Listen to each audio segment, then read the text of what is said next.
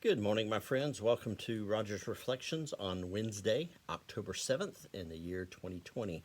Um, I'm continuing on my some thoughts in the avenue of prayer. We've started off with Jeremiah and with David in the Psalms, dealing with the more difficult side of prayer. And we're going to kind of continue that. Oftentimes we talk about, how to pray and what to pray and the attitude you have in prayer, and those are great things, and I'll get to those. But sometimes it is, how do we pray when things are tough? How do we pray when we're struggling? What does it look like to pray when you don't feel like praying, when you don't feel like worshiping, when you don't feel like a child of God? And that's some of these things here talk about this.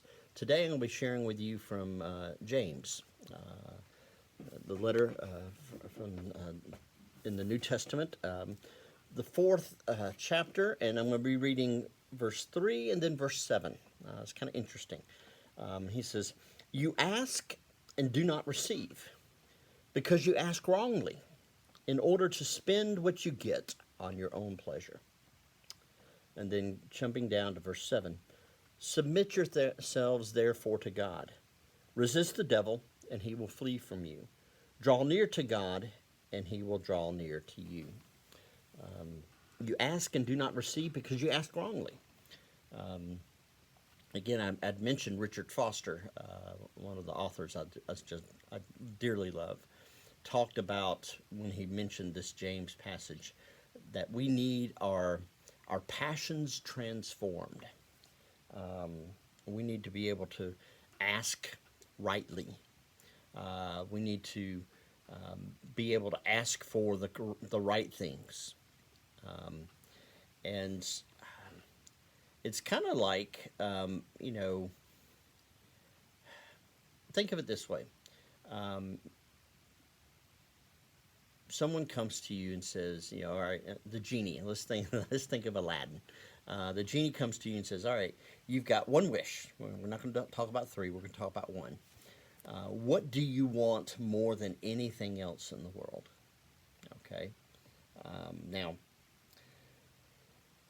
as a child, you're thinking, oh wow, I want all the chocolate in the world, or I want to never go to school again. I want the biggest playground in the world, or give me money. I want money. Yes, and a lot of people never get past that.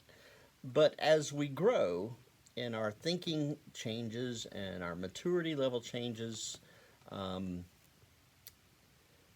our wants and desires change. Um, there becomes a point when we're like, yeah, a lot of money would be helpful, but what I really want is, you know, good health. Get to a certain point, I just want things to stop hurting. um, I want my family nearby. I want to be able to have the time to truly enjoy the relationships, enjoy the friendships I have. Um, I want to, have a place I can call my own. I want a place where I can be comfortable. I can be truly open. I want to have a career that is meaningful and substantial and is worth investing my life in. So you can see the differences um, that your desires make as you mature, as you grow up. And so think about it this way, as you pray, have your prayers changed since you were a young Christian? Think of it that way. Have your prayers changed? Um, are you able to pray for those that you don't like? That was always for me one of the difficult things, is to pray for people that just did me wrong, or just rubbed me the wrong way, or whatever it is, my enemies, whatever you want to call it, to truly pray for God's blessings upon them. That's I don't know, for years, and I still struggle with that. There are people, when God brings to my mind and says you need to pray for them, and I'm like, I don't want to. They're jerks. you they're stupid heads. I don't want to pray for them, but I need to pray for them, and it's more for me than it is for them. My passions need to be transformed. And so as we pray, our prayers need to be transformed.